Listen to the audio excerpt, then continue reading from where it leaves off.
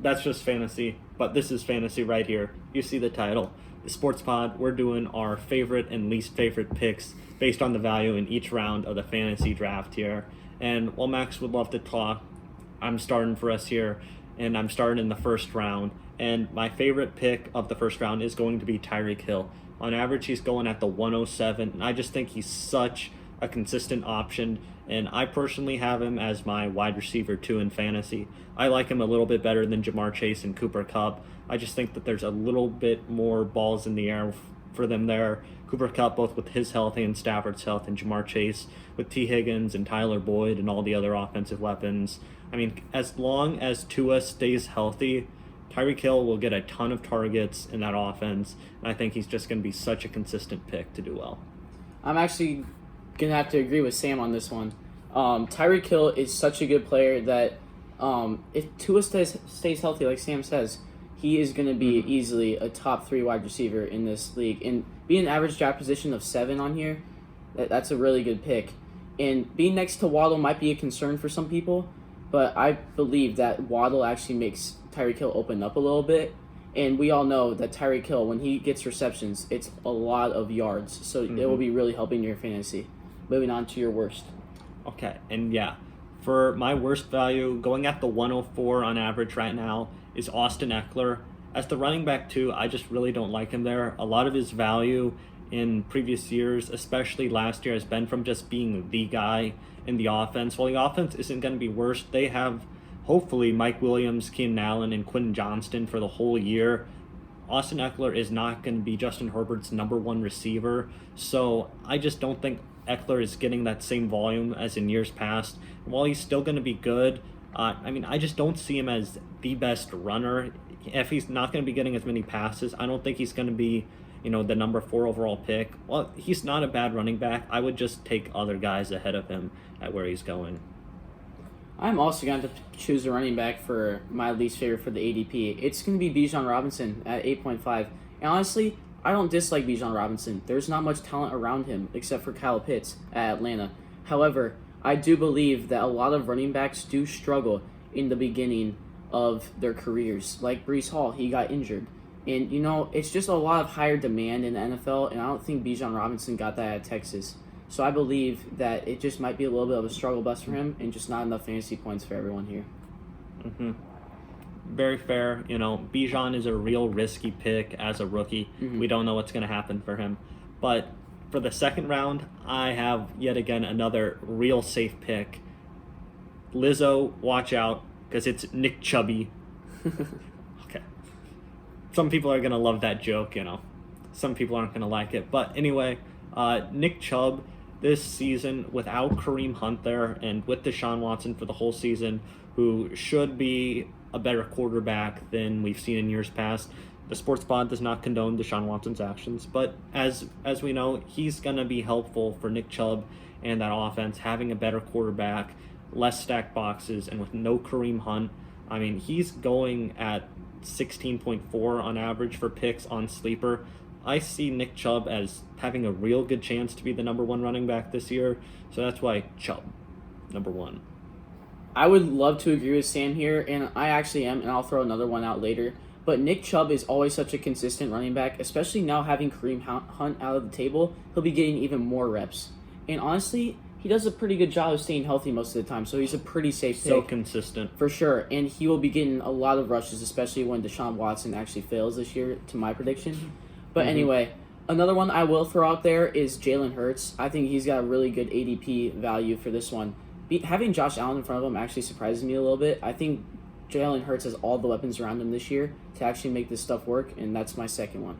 On to the worst. Okay, my worst pick for round 2. If you've noticed one common theme for me right here, it's going to be that I talk about the situations a lot and how situations are different compared to last year.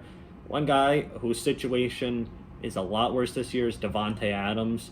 Going from Derek Carr to Jimmy Garoppolo, the check down king, right after he was with 2 guys who throw a lot of good deep passes, Aaron Rodgers and Derek Carr, and people are still drafting Devontae Adams like he's with those guys.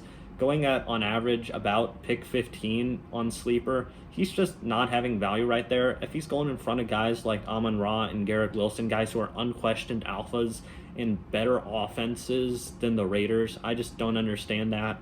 I think Devontae Adams is just a bad pick for his value right now. Max?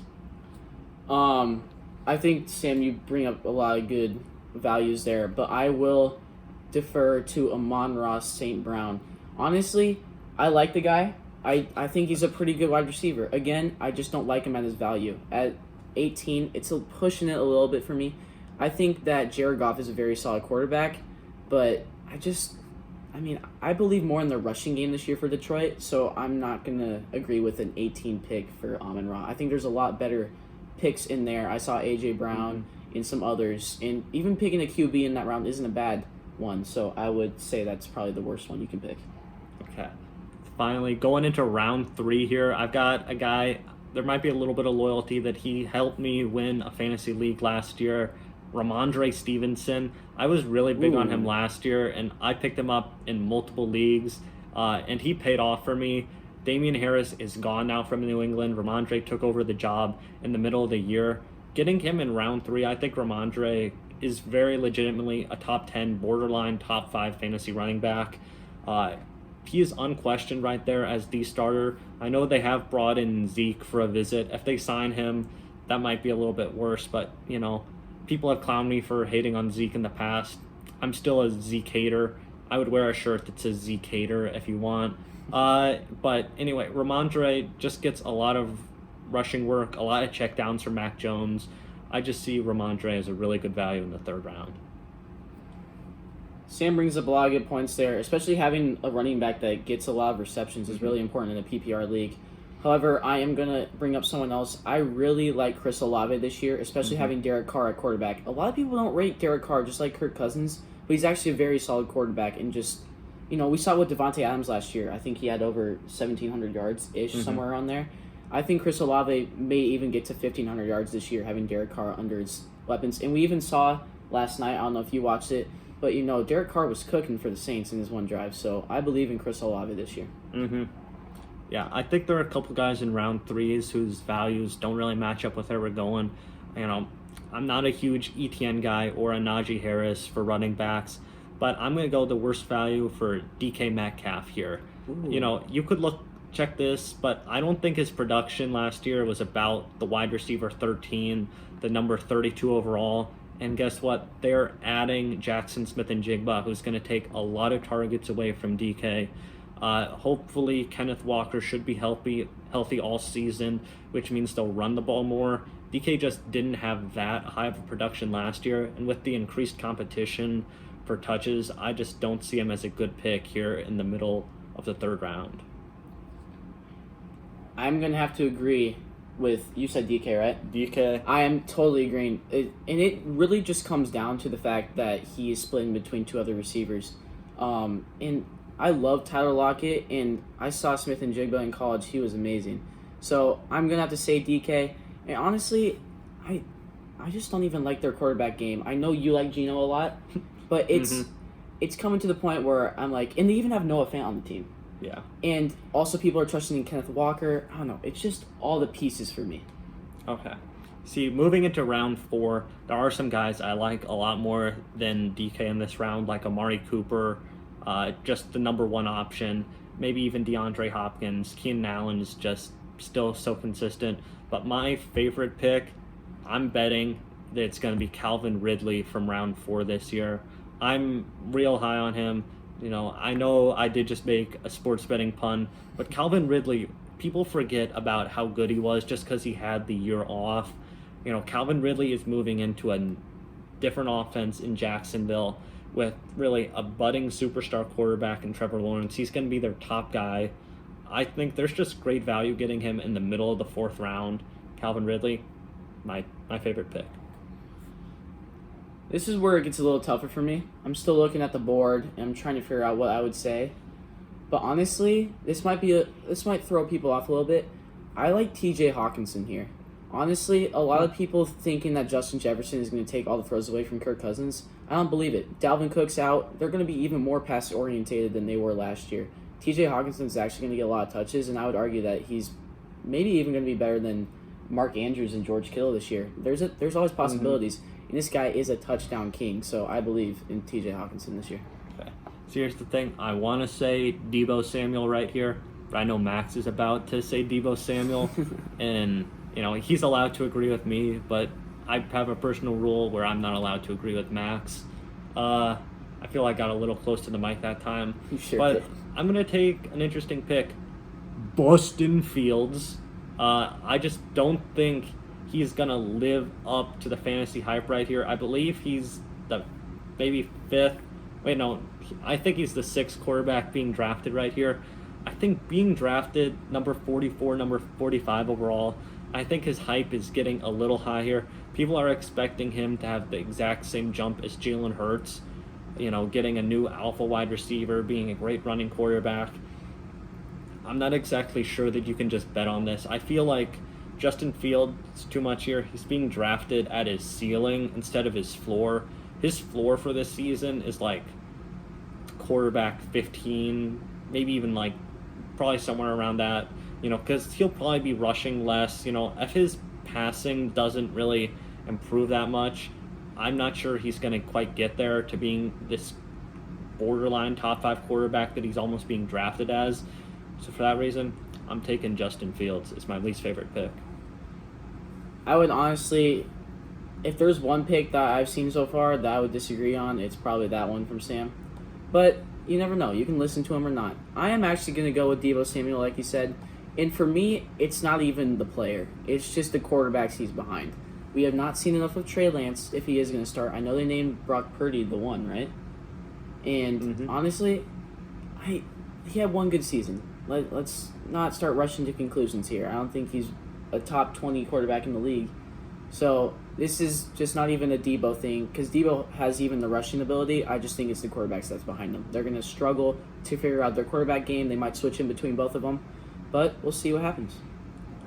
Okay, and then finally in our last round where we're taking them both our favorite and least favorite, I've got two guys I really like in round 5, Miles Sanders and Christian Watson, but I am going to take Miles Sanders purely because of all the touches he's going to get in Carolina. I think the Panthers are going to be a real underrated team this year. I could see them sneaking into the playoffs.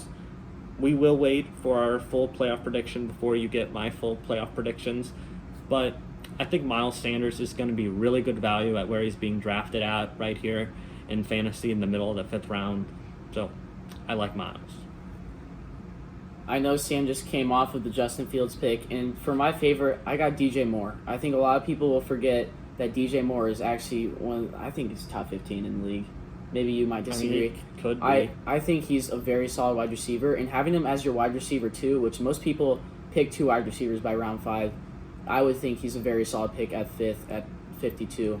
I think it's just perfect. I think Justin Fields, that's pretty much his only target, maybe besides, I don't know, who else you got on the Chase Claypool, Claypool. Darnell Mooney. There's not much else going on there. So I think DJ Moore is a very solid pick.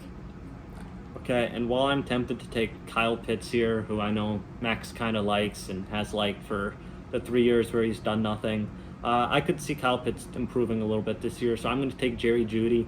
Once again, I think people are kind of drafting him at like his ceiling a little bit. Like F. Russell Wilson gets better, and F. Jeudy is still that like clear number 1 guy, even though they do have Cortland Sutton and like Marvin Mims, who they drafted out of Oklahoma, who I really like.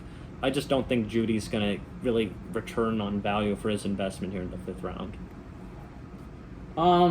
For me, honestly, it's an interesting one. It's going to be Drake London. I think DJ Moore is better than Drake London in every single way, and it's only a difference of 1 in draft position.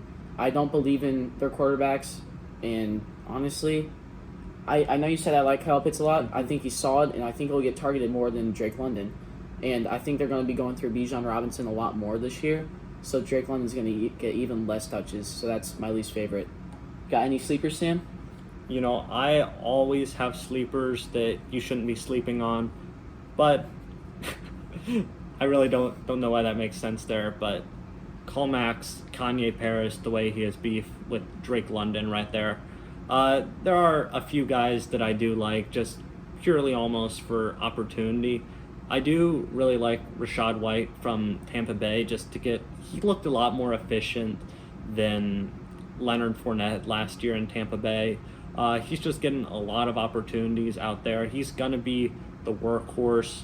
And then I will go with a quarterback sleeper right here, although I'm very tempted to say Kenny Pickett, who I've been trying to say will succeed a little bit more than other people. I will go with my guy Kirk Cousins. He is still being drafted, and Max could probably fact check this here on screen, probably like the 9th round or something. I think he's just being drafted probably as about like the quarterback 12 or 13. Our defense is still bad. We're going to be throwing the ball a lot. We got rid of Dalvin Cook. Kirk is still him. I mean, just draft Kirk. I agree with the Kirk Cousins pick a lot. Kirk Cousins is always a top 10 quarterback every year. You should pick him. Another one that I have that honestly a lot of people might not agree on, especially with how bad their team is Javonte Williams. I know you got Russell Wilson's at quarterback. There's a lot of check down passes that can happen there.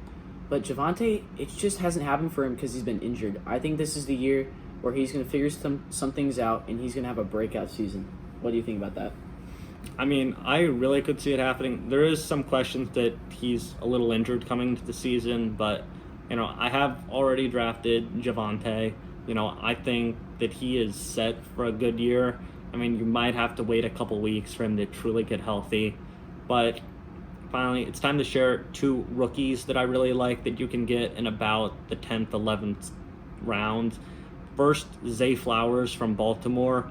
I just don't really believe in Odell being a great target or staying healthy. And while I do kind of like Rashad Bateman, he has not been able to stay healthy for any of his pro seasons. I loved him as a first-round pick out of Minnesota. He kind of torched the Nebraska Cornhuskers. But I think Zay Flowers out of BC, people kind of slept on him, up in BC, they just weren't good. But he's so quick. He's so electric. He'll do well. And then a guy who I just think he gets to be the running back for a team that good offensive line, good quarterback, good wide receivers. That's Devon Achane out of the Miami Dolphins. I just think he's a good player, and he's going to get good opportunities, so he's just set up for success. Thanks for listening and getting through all the video. Please like and subscribe. We need it. And good luck in your fantasy year. Unless you're playing me, or Max, I guess. Then please lose. Peace.